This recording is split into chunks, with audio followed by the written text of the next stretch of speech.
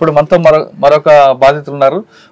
Koyyada Anjaiah alias Azad నాన్నగారు ప్రస్తుతం ఉన్నారు. ఆయనతో అడిగి అంజయ్ ఎందుకు అడవి బాట పట్టారు, పట్టిన తర్వాత ఎప్పుడు చూసారన్న విషయాన్ని అడుగుదాం. అన్న నమస్తే అన్న.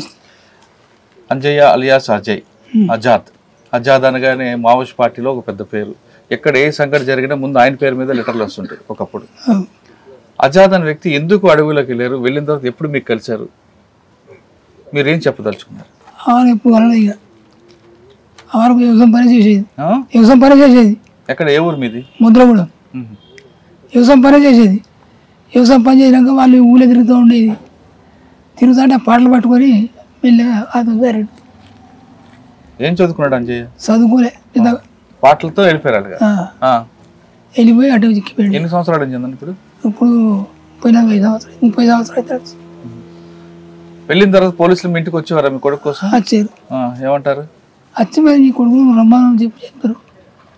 ఎక్కడ రమ్మని నేను అంట. ఇప్పుడు ఈ వయసులో కొడుకు మీకు సాకాలి, ఉండాలనే ఆశ. మరి కొడుకు లేడు కదా, మీరు ఒక్కరే ఇప్పుడు కష్టపడుతున్నారా? మరి ఏం చెప్తాం, మరి అత్తే తీరా ఉంటుంది కదా కొడుకు.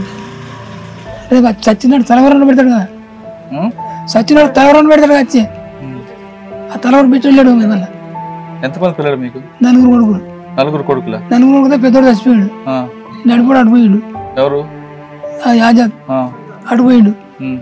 ఇంకిద్దరు వాళ్ళు ఇంటికనే ఉంటారు. ఇప్పుడు ఇంకో చిన్నోడు వచ్చాడు. ఇప్పుడు చిన్నపిల్లాడు వచ్చాగా, ఆయన అత్తగాడి వాడుంటాడు, మీ అత్తగాడి వీడు ఉంటాడు. ఇది ఒక్కనే ఉండేది. మీరు ఒక్కరే ఉంటున్నారా? ఆయన కోడలు, ఆయన భార్య నా దగ్గర ఉంటుంది. ఏం చెప్తారు? రమ్మనే చెప్తాను నేను. అత్తే మరి భార్య ఇక్కడ ఉన్నది, నువ్వు అడిగిన భార్య ఇక్కడ ఎందుకు రావాలనే కోరుకుంటాడు. పెళ్లి ఎప్పుడు చేశారు? బయట ఉన్నప్పుడు చేశారా మీరు? బయట ఉన్నప్పుడు అయిపోయింది. పెళ్ళి అయ్యి వెళ్ళిపోయాడు ఆయన? పెళ్లి అయినా వెళ్ళిపోయాడు. మధ్యలో ఎప్పుడు రాలేదా? ఎప్పుడు రాలేదు మధ్యలో. మరి మీరు కూడా ఉత్తరపురం రాయలేదా? రారా ఇక్కడ భార్య ఉంది, పిల్లలు ఉన్నారని? ఏమవుతుంది, ఎక్కడ ఉత్తరమే. ఎవరితో సమాచారం పంపలేదా? ఎవరితో పంపినా వాళ్ళు మళ్ళీ తిరిగి చెప్పారు కదా, వాళ్ళు తిరిగి చెప్పారు కదా. మళ్ళీ వాళ్ళు ఇట్టే వాళ్ళు వచ్చినప్పుడు ఇట్టే సమాచారం చెప్పేది. చెప్తే అరవింటి అని చెప్పంటే చచ్చలేదు. ఎప్పుడైనా ఆయన వైపు నుంచి మీకు వచ్చిందా, నేను బాగానే ఉన్నాను అని, కానీ మీరు బాగున్నాను అడిగాడా? వాళ్ళందరూ కూడా వర్గ సంబంధం ఎక్కువ అంటారన్నా, మరి రక్త సంబంధం కాదంటున్నారు, మీరే ఉంటారు. రక్త సంబంధం ఎక్కువ కాదు, ఎందుకు కాదు, రక్త సంబంధం కూడా పెద్దది. వర్గ సంబంధం పెద్దది అనిపిస్తాయి. మరి వాళ్ళకే ఆలోచన ఉండాలి. ఇంకా సంపాదించేదే ఉన్నది, చేసేదే ఉన్నది. నా తల్లిదండ్రులు చూసుకుందాం అని చెప్పి ఆలోచన ఉండాలి వాళ్ళకి. ఆలోచన ఉండి ఇంటికి అయితే మంచిదా అయితే ఆలోచన. బయటకు వస్తే కొంతమంది ఎన్కౌంటర్ చేస్తారని, కొంతమంది జైల్లో పెడతారని ప్రచారం ఉంది. ఇప్పుడు జైలు సలం వెనక జైలు పెడతారా? కానీ ఆ ప్రచారం ఉంది కదా, ఉన్నది. మరి అందుకే భయపడతారా లేదు? అడవిలో ఉండడం మంచిది అంటారా, బయటికి రమ్మని అంటారు? బయటకు వస్తారా మంచిది. బయటకు వస్తే జగమాజాలు కలుపుతారు, అందరితో మంచిగా ఉంటారా, మాకు కూడా మంచిగా అనిపిస్తుంది. ఉన్నొకడు 4 ఒకడు చచ్చిపోయాడు, ఈ 3 దగ్గర ఉంటారు మంచిగా కలిసి అన్న ఆలోచన. ఎప్పటికైనా సరే తన కొడుకు రావాలని, తను చనిపోతే తలకూర పెట్టడానికైనా ఆయన ఉండాలి కాబట్టి ఒకసారి చివరిసారిగా రా అంటూ ఆజాద్ తండ్రి సమ్మయ్య కోరుతున్నారు. ఇక ఆజాద్ భార్య ఉన్నారు, ప్రస్తుతం ఆమెతో మాట్లాడదాం. పరిచయం తర్వాత పెళ్ళి అయింది, ఎందుకు అడ్రస్? సార్ మాది వేరే కష్ట సార్, మాది కరీంనగర్ జిల్లా సార్. ఫస్ట్ నేను చిన్నప్పుడే, నేను 10వ తరగతి చదువుకుంటూ ఉన్నప్పుడే 10వ తరగతిలో ఫెయిల్ అయ్యి మా ఊరికి పార్టీ వాళ్ళు, క్యాంపెయిన్ బ్యాచ్ వాళ్ళు అట్లా ఇట్లా వచ్చేసారు. అయితే ఇక నేను కూడా పాటలకు ఆకర్షితురాలనే, మా అమ్మ నాన్నని కాదని నేను కూడా వెళ్ళిపోయినా సార్. నేను కూడా వెళ్ళిపోయి కొన్ని రోజులు పనిచేసిన తర్వాత నాకు ఇక అంటే జేఎన్ఎంలో పనిచేశారా? జేఎన్ఎంలో పనిచేసాను సార్. అట్లా వెళ్ళిపోయి దాదాపు 15 సంవత్సరాల దాకా అటే ఉన్నా సార్. మీరు ఎక్కడ తిరిగారు? మొత్తం ఇక మంతిని, మాదేపూర్ అట్లా తిరిగినా సార్. ఏం చేసేవారు మీరు పార్టీలో? ఏం చేస్తారంటే ఇక అన్ని పనులు, ప్రతి పని చేయడం, రాజకీయంగా నేర్చుకోవడం, రాజకీయ క్లాసులు నేర్చుకోవడం, రాజకీయంగా పొలిటికల్గా ప్రజల్ని కూడగట్టడం, ప్రజలకు మన చైతన్యాన్ని ఏంటిది, మన ప్రభుత్వం ఎట్లా చేస్తుంది ఏంది అన్నది చెప్పడం, అట్లా ఇక కూడగట్టడం. ఇక వాళ్ళు చెప్పిన దాన్ని బట్టి అప్పుడు మనం చిన్న పొరగలం కదా సార్, నాకు ఏమి ఎక్కువ తెలియకపోయేది, మామూలుగా ఇక అట్లనే ఉండేదాన్ని. ఈ తర్వాత 15 సంవత్సరాల పార్టీలో మీరు చేసావు, ప్రజల కోసం మాట్లాడారు, రాజకీయ తరగతి చేసావు కదమ్మా, యాక్షన్లు ఏమన్నాయా? ఏం లేవు సార్. అప్పుడు జేఎన్ఎమే కదా సార్. ఏం మంచి పాట పాడు. ఇప్పుడు పాటలు రావు సార్, మర్చిపోయినా. సరే, అక్కడ పరిచయం అన్న మీకు? అట్లా పరిచయం. మరి ఎందుకు బయట ఇద్దరు కలిసి బయటకు వచ్చారా, ఒకదాని బయటకు? లేదు సార్, నాకు ఆరోగ్యం మంచిగా లేకుంటే బయటకు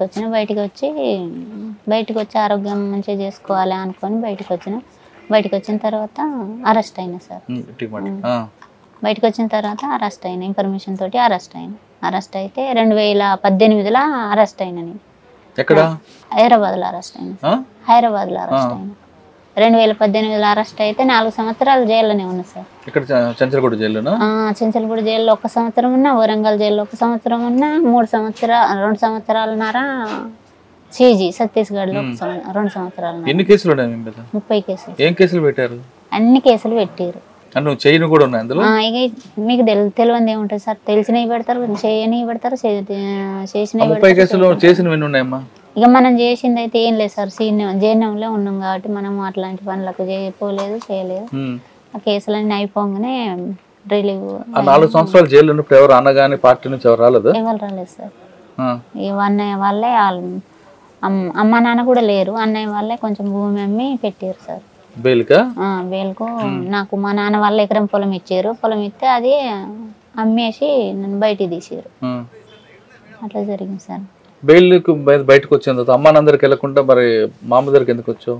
ఇక్కడనే ఉండాలనుకున్నా, వేరే కష్టం కదా సార్. అమ్మ వాళ్ళు రానియరు కాబట్టి పెళ్లి చేసుకున్నా కాబట్టి అత్తగారింటికి వచ్చి ఇక్కడనే ఉన్నా. మామ ఏమని తీసుకొచ్చండి, ఇల్లే సురిట్లు పడ్డారు. మామయ్య ఉంటేనే సురిట్లు పడి తీసుకొచ్చారు. మామయ్య సురిట్లు తీసుకొచ్చి వచ్చిన తర్వాత ఎప్పుడైనా కాంటాక్ట్ అయ్యావమ్మా? లేదు సార్. ఎన్ని సంవత్సరాల నుంచి బయటకు వచ్చి? 2018 నుంచా? 2018 నుండి ఇప్పటి వరకు, ఈ రోజు వరకు కూడా ఆయనతోటి నాకు ఎలాంటి సంబంధాలు లేవు. కాకపోతే ఇక మా అమ్మాయి వాళ్ళ ఇంటికనే వండుకుంటూ ఏదో ఇక నాకు దోసిన పని చేసుకుంటూ, చేతనైన పని చేసుకుంటూ కొంచెం ఇక అక్కడ బతకడం జరుగుతాను తప్ప కానీ ఆయనతోటి నాకు ఎలాంటి సంబంధాలు కూడా నాకు లేవు. కానీ కష్టం తెలగమ్మ కుటుంబ పోషణ అంతా ఏం చేస్తాం సార్. ఇక మామయ్యకు చేత కాదు, మామయ్యకు ఓన్లీ పింఛనే వస్తుంది, 2000 రూపాయలు పింఛనే వస్తుంది. ఆ 2000 రూపాయలలో ఇప్పుడు ఆరోగ్యం మంచిగా లేకుంటే అటు ఇటు ఇంట్లో ఖర్చులు అవి కూడా 2000 రూపాయలు, ఒక్క మనిషికి 2000 రూపాయలు ఒక 15 రోజులు కూడా సరిపోవు. ఇద్దరం మనుషులు మేము 2000 రూపాయల మీద బతకాలంటే కనీసానికి ఆలోచించాడు. ఏం చేస్తాం సార్, అంతే. ఇక జీవితం ఉన్న రోజులు ముసలోని పట్టుకొని బతుకుతా, ముసలోడు పోయినాక అప్పటి తర్వాత నా పరిస్థితి ఎట్లుంటుందో ఇక అది దేవునికి ఎరకం, మనం ఎవరేం అనుకోలేము. 2 కొడుకులు ఉన్నారు కదా? 2 కొడుకులు ఉన్నారు, చూసుకుంటారులే, మాగా చూసుకుంటారు. ఇక నీ బాధ్యత అయితే నెరవేరుస్తున్నావు. ఇక అంతే, ఇంకేం చేస్తాము. అమ్మ నాన్న వాళ్ళు ఉన్నా కూడా, అమ్మ నాన్న వాళ్ళ ఇంటికి పోయి ఉండాలనుకున్నా కూడా అమ్మ నాన్న వాళ్ళు లేరు. అన్నయ్య ఒక్కడే ఉన్నాడు. అన్నయ్య నా అన్నయ్య కావచ్చు కానీ అది నాదిన కాదు కదా. కొద్ది రోజులు ఉంచుకుంటుంది, మళ్ళీ తర్వాత నువ్వు పో అని చెప్పి మాట్లాడే అవకాశాలు ఉన్నాయి. వాళ్ళతోటి మనం మాటలు పడేది ఎందుకు? ఇక్కడనే అత్తగారింటి కాడ బతికిన రోజులు బతకచ్చు, లేకపోతే చనిపోవచ్చు, అంతకు తప్ప ఇంకేమున్నదని ఇక్కడికి వచ్చింది. కరెక్ట్ అమ్మ, భర్త బతికే ఉన్నాడు, కనబడలేదు, కానీ ఆయన పోషణ కూడా నీ బరువు పోస్తున్నావు కదా. సరే ఏం చేస్తాం మరి, వాళ్ళకే తెలిసి ఉండాలి కదా. వాళ్ళందరూ కూడా ఒకటే చెప్తారు, మాకు రక్త సంబంధం కానీ వర్గ సంబంధం ఎక్కువ గొప్ప అంటారు. మీరేమంటారు? మీరు అందులో వచ్చారు కదా. అవును సార్, అప్పుడు ఆ సమాజంలో వర్గ సంబంధమే గొప్పది, రక్త సంబంధానికంటే వర్గ సంబంధమే గొప్పది. కానీ ఇప్పుడున్న పరిస్థితుల్లో వర్గ సంబంధం కంటే రక్త సంబంధం గొప్పదని నేను అనుకుంటున్నా సార్. మరి వాళ్ళందరూ ఎందుకు ఇంకా వితండవాదం చేస్తున్నారు అంటే వాళ్ళది ఒక లక్ష్యం ఉన్నది కదా సార్, వాళ్ళది ఒక లక్ష్యం. ఇక మన దీర్ఘకాల లక్ష్యం కదా మరి, ఇవి మనకి ఏం తెలుసు సార్, అదొక లక్ష్యం. ఇక వాళ్ళు పెట్టుకునేది ఒక లక్ష్యం, నూతన ప్రజాస్వామిక విప్లవాన్ని విజయవంతం చేయడమే మన లక్ష్యం అనుకుంటారు. కానీ మారుతున్న సమాజాన్ని బట్టి వాళ్ళు మారితే బాగుంటది కదా సార్, అట్లాంటిది లేదు, అలాది ఒక్కటే ఇక అంతే సార్. ఏం చెప్తామా నువ్వు? అయినా కూడా ఇప్పటి వరకైనా ఇప్పుడు ఈ ఉన్న నిర్బంధంలో, ఈ ఉన్న పరిస్థితులలో కనీసానికి మావోయిస్ట్ పార్టీ అయితే ఇప్పుడు ఎక్కడ కూడా ఇక ఉండలేకపోయే పరిస్థితి ఏర్పడుతుంది. కాబట్టి అయినా కూడా వచ్చి ఉన్నన్ని 4 రోజులైనా నాతో, మామతో, మా కుటుంబంతో కలిసిమెలిసి ఉండాలని నేను కోరుకుంటాను సార్. సాధారణంగా ఎక్కడైనా ఎన్కౌంటర్లు కానీ అరెస్టులు కానీ జరిగినప్పుడు మీకు ఎలా భయం వేస్తుంది? భయం వేస్తుంది సార్. ఎక్కడైనా ఏమన్నా అయిందంటే కొంచెం ఇక ఏమన్నా అయింది కావచ్చు అన్నది ఉంటుంది సార్. ఆయన చాలా అనారోగ్య సమస్యలు ఉన్నాయంటున్నారు, వాస్తవం? ఏమో సార్ తెలియదు. ఎందుకమ్మా బాధపడుతుంది? ఆయన బాగుండాలని మనం కోరుకుందాం.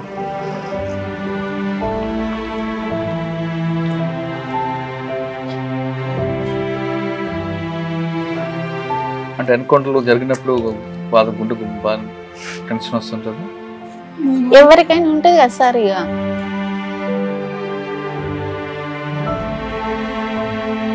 ఎన్కౌంటర్ జరిగినప్పుడు ఎవరికైనా బాధ ఉంటుంది కదా. ఎక్కడ ఏమన్నా అయినా కూడా అబ్బో ఏమన్నా అయింది కావచ్చు అన్న బాధ అయితే ప్రతి ఒక్కరికైతే ఉంటది. అందులో భాగంగా నేను అలా ఆయన భార్యని కాబట్టి నాకు కొంచెం ఎక్కువ ఉంటది అంతే.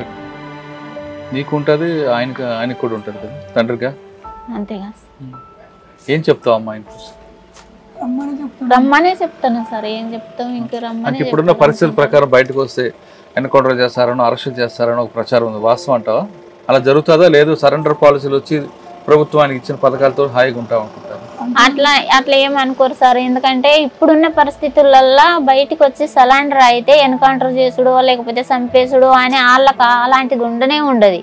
కాకపోతే అక్కడున్న నిర్బంధాన్ని బట్టి డైరెక్ట్ వచ్చి సలాండర్ అయినా కూడా మన ప్రభుత్వం మనది మన సలాండర్ కావచ్చు అన్నది వాళ్ళకి అవగాహన ఉంటది. కానీ చంపేయడమో ఏమో చేయడమో అన్నది వాళ్ళకి అట్లాంటిది ఏమి ఉండదు సార్.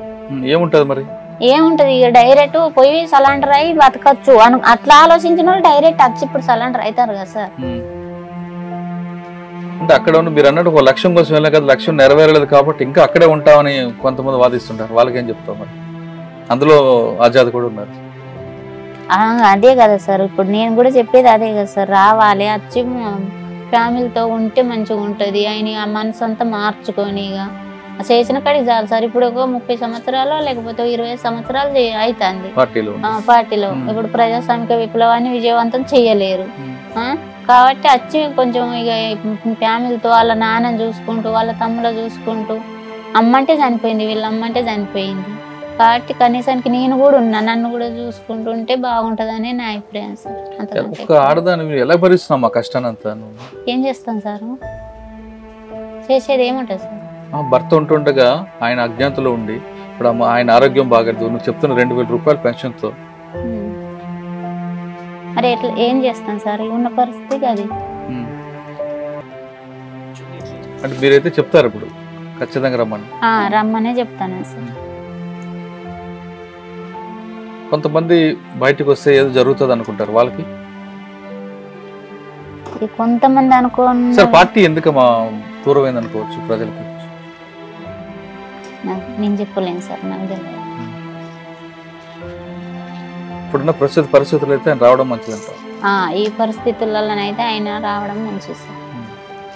అంటే కొంతమంది ఒక లక్ష్యం కోసం వెళ్ళారు, అక్కడే అమరులు అవుదాం అనుకునే వాళ్ళకి ఇక అమరులు అవుదామని ఆలోచించిన వాళ్ళు అంతే అమరులు అవుతారు కదా సార్. చూసుకుంటూ వస్తాను కదా, అట్లా ఆలోచించిన వాళ్ళు ఇక మనం పార్టీ నుండి మనం ఇంటికాడ నుండి లోపలికి వెళ్ళిపోయినాం కాబట్టి మన లక్ష్యం నెరవేరకుండా మనం ఇక్కడనే మన రక్తం ఇవ్వాలి అని అనుకున్న వాళ్ళు అక్కడనే చనిపోతారు అంతే. ఇక దానికి ప్రశ్నలు అదే జవాబు లేదు అంతే కదా సార్. అదే బాటలో కొంతమంది ఉన్నారు, ఇక అదే బాటలో కొంతమంది ఉంటే ఇక వాళ్ళు ఆలోచించుకొని వాళ్ళు చనిపోతారా అత్తరా, ఇక వాళ్ళది వాళ్ళ కర్మ వాళ్ళది, మనం చెప్పలేము.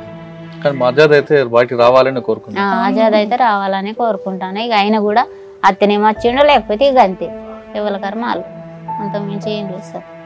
అడవిలోని ఆజాద్ ఎప్పటికైనా రావాలి, కన్న తండ్రితో పాటు కట్టుకున్న భార్యను కూడా చూడాల్సిన బాధ్యత ఆయన ఉంది కాబట్టి బయటికి రమ్మని కోరుతున్నారు అతని భార్య. అతని తండ్రి చెప్తున్నట్లుగా ఖచ్చితంగా చనిపోయిన తర్వాతైనా తన తలకి కొరువు పెట్టడానికైనా కొడుకు రావాలని ఆయన కోరుతున్నారు.